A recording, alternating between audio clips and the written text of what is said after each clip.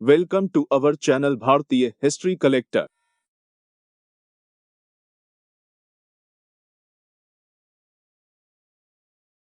नमस्कार दोस्तों, आपका स्वागत है हमारी नई वीडियो में। तो आज हम बात करेंगे श्री राम के बारे में। तो आइए आज हम सभी मिलकर एक यात्रा पर निकलें जो हमें श्री राम के अद्भुत जीवन और महाकाव्य का संदेश देगी। यह सिर्फ कहानी नहीं, यह हमारे जीवन का मार्गदर्शन है। आओ इस प्रेम और धर्म की अद्भुत कहानी का अनुसरण करें और श्री राम के महत्वपूर्ण संदेश को समझें। तो चलिए शुरू करते हैं भगवान श्री राम की अयोध्या में वनवास के समय की प्रतिमा। अन्य नाम वृषा व कर्तन, सूर्य का अंश, श्री रामचंद्र जी, श्री दशरथ सुत जी, श्री कौशल्यानंदन जी, श्री सीता वल्लभ जी, श्री रघुनंदन जी, श्री रघुवर जी, ककुत्स्थ कुलनंदन आदि। निवास स्थान अयोध्या, वैकुंठ लोक, परम धाम।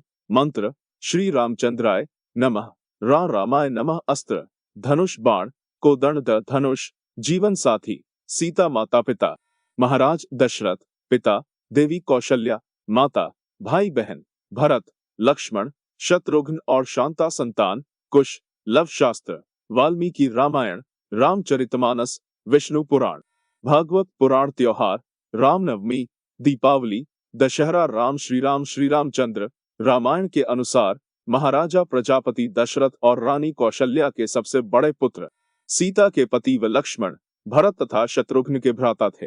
हनुमान उनके परम भक्त है। लंका के राजा रावण का वध उन्होंने ही किया था। उनकी प्रतिष्ठा मर्यादा पुरुषोत्तम के रूप में है क्योंकि उन्होंने मर्यादा के पालन के लिए राज्य, मित्र, माता पिता तक का त्याग किया। वे भगवान विष्णु प्रजापति के अवतार माने जाते हैं। राम का जन्म वैवस्वत मनवंतर में 23वें चतुर्युग के त्रेता में हुआ था। आपने करीब 11,000 वर्ष अयोध्या का शासन किया था। राम विश्वामित्र के साथ यज्ञ की रक्षा के लिए छोटे भाई लक्ष्मण के साथ गए और ताड़का आदि राक्षस मारे। उसके बाद गुरु के साथ राजा जनक के यहाँ उनकी पुत्री सीता के स्वयंवर में पहुंचकर शिव के धनुष को तोड़ सीता से विवाह किया।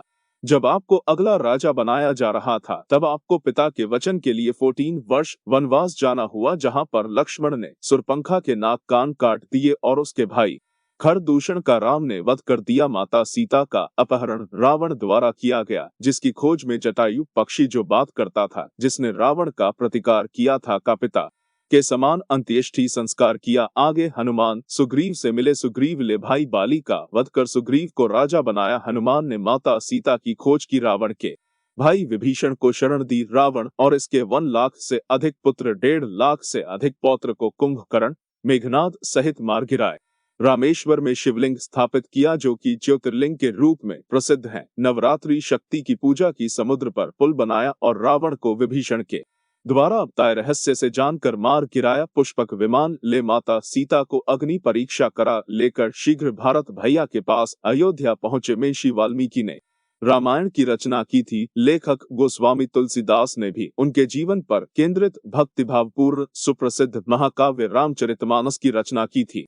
इन दोनों के अतिरिक्त अन्य भारतीय भाषाओं में भी रामायण की रचनाएं हुई हैं, जो काफी प्रसिद्ध भी हैं। स्वामी करपात्री ने रामायण मीमांसा में विश्व की समस्त रामायण का लेखा है। दक्षिण के क्रांतिकारी पेरियार रामास्वामी व ललय सिंह यादव की रामायण भी मान्यता प्राप्त है। इन दोनों के अतिरिक्त अन्य भारतीय भाषाओं में भी रामायण की रचनाएं हुई हैं, जो काफी प्रसिद्ध भी हैं। स्वामी करपात्री ने रामायण मीमांसा में विश्व की समस्त रामायण का लेखा है।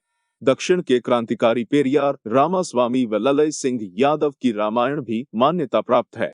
भारत में श्री राम अत्यंत पूजनीय हैं और आदर्श पुरुष हैं तथा विश्व के कई देशों में भी श्री राम आदर्श के रूप में पूजे जाते हैं, जैसे नेपाल, थाईलैंड, इंडोनेशिया आदि। नाम व्युत्पत्ति एवं अर्थ म धातु में घ प्रत्यय के योग से राम शब्द निष्पन्न होता है। रम धातु का अर्थ रमण, निवास, विहार करने से संबद्ध है।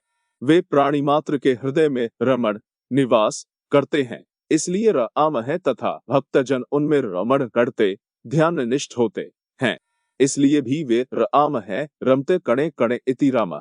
वर्ष ईश डूस सरना आम पर लिखित अपने भाष्य में आद्य शंकराचार्य ने पद्म पुराण का उदाहरण देते हुए कहा है कि नित्यानंद स्वरूप भगवान में योगीजन रमण करते हैं, इसलिए वे राम हैं।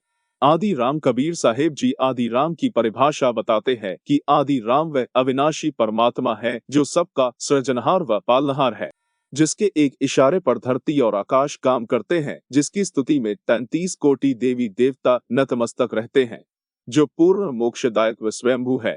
एक राम दशरथ का बेटा, एक राम घट घट में बैठा, एक राम का सकल उजियारा, एक राम जगत से न्यारा।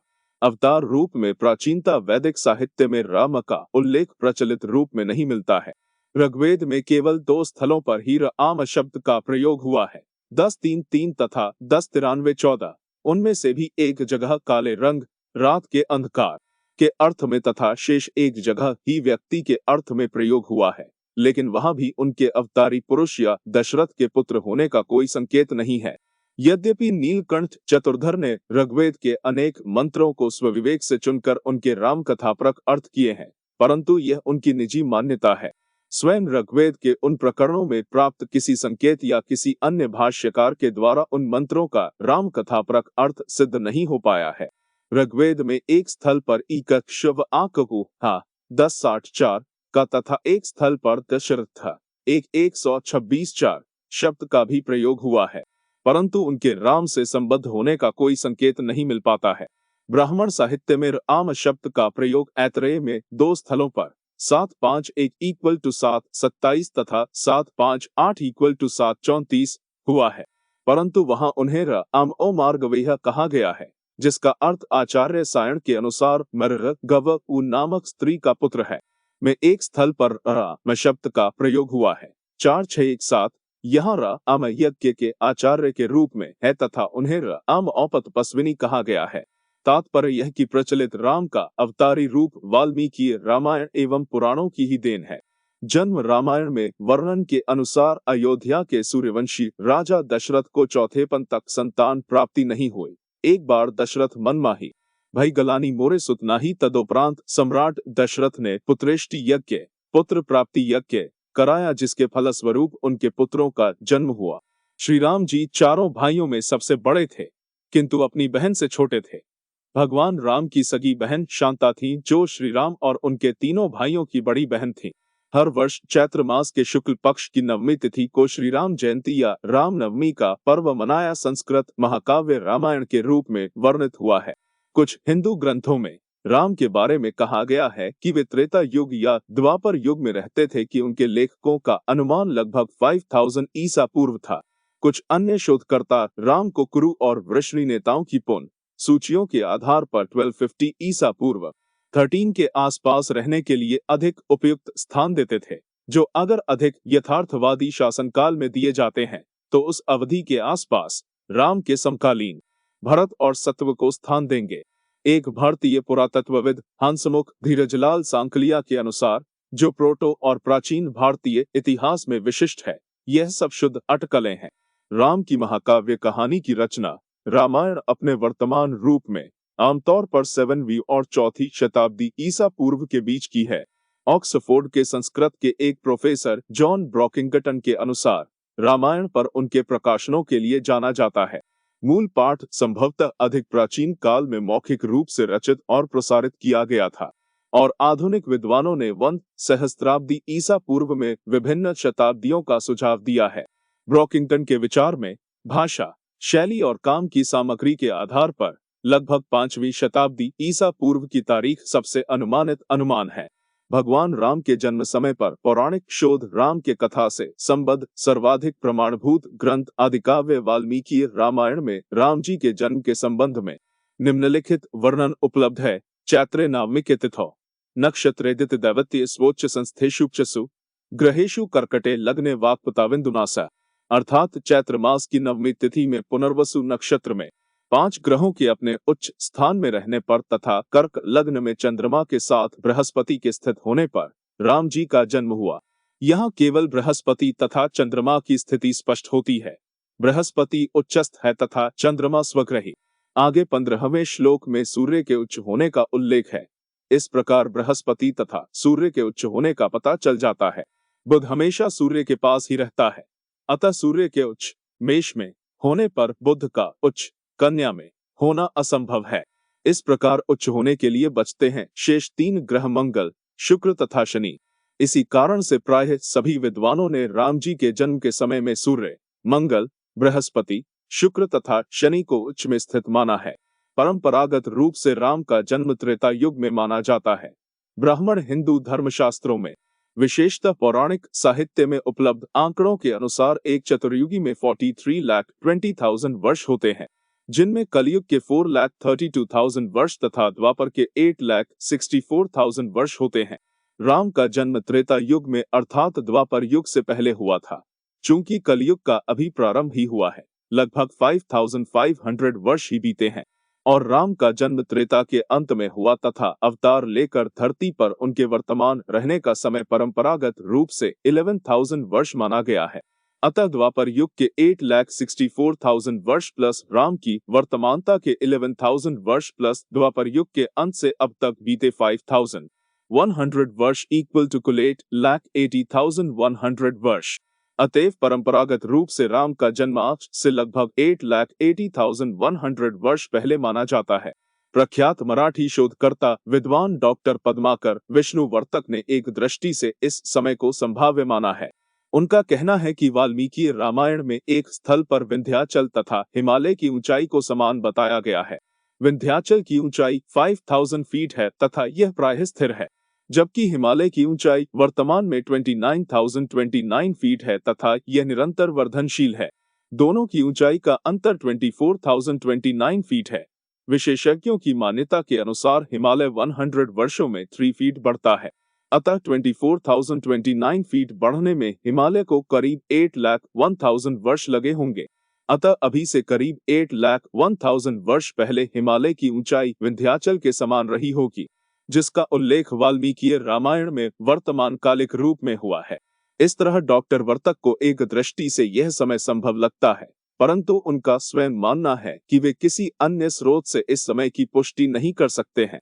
अपने सुविख्यात ग्रंथ व आसस्तव रामायण में डॉक्टर वर्तक ने मुख्यतः ग्रहगतियों के आधार पर गणित करके वाल्मीकि रामायण में उल्लिखित ग्रहस्थिति के अनुसार राम की वास्तविक जन्म तिथि 4 दिसंबर 7323 ईसा पूर्व को सुनिश्चित किया है। उनके अनुसार इसी तिथि को दिन में 130 से 300 बजे के बीच श्री राम का जन्म हुआ होगा। 18 डॉक्टर P.V. वर्तक के शोध के अनेक वर्षों के बाद 2004 ईस्वी से आई सर्व के एक शोध दल ने गोल्ड सॉफ्टवेयर का प्रयोग करके राम जी का जन्म 10 जनवरी 5114 ईसा पूर्व में सिद्ध किया। उनका मानना था कि इस तिथि को ग्रहों की वही स्थिति थी जिसका वर्णन वाल्मीकि रामायण में है, परंतु यह समय काफी संदेहास्पद हो गया है। आई सर्व के शोध दल ने जिस पर गोल्ड सॉफ्टवेयर का प्रयोग किया वह वास्तव में ईसा पूर्व 3000 से पहले का सही ग्रह गणित करने में सक्षम नहीं है। वस्तुतः 2013 ईस्वी से पहले इतने पहले का ग्रह गणित करने हेतु सक्षम सॉफ्टवेयर उपलब्ध ही नहीं था। इस गणना द्वारा प्राप्त ग्रह स्थिति में शनि वृश्चिक में था, अर्थात उच्च तुला में नहीं था। चंद्रमा पुनर्वसु नक्षत्र में न होकर पुष्य के द्वितीय चरण में ही था तथा तिथि भी अष्टमी ही थी। बाद में अन्य विशेषज्ञ द्वारा एजपलडे 431 सॉफ्टवेयर द्वारा की गई सही गणना में तिथि तो नवमी हो जाती है, परंतु शनि वृश्चिक में ही आता है तथा चंद्रमा पुष्य के चतुर्थ चरण में। अतः 10 जनवरी 5114 ईसा पूर्व की तिथि वस्तुतः राम की जन्म तिथि सिद्ध नहीं हो पाती है। भाग 1 यही समाप्त होता है, तो मिलते हैं दूसरे भाग में। तो तब तक बोलते रहिए हमारे साथ जय श्री राम और राम नाम का जप करते रहिए। मिलते हैं दोस्तों भाग 2 में। धन्यवाद, जुड़े रहिए हमारे साथ भारतीय हिस्ट्री कलेक्टर में। जय हिंद, जय श्री राम।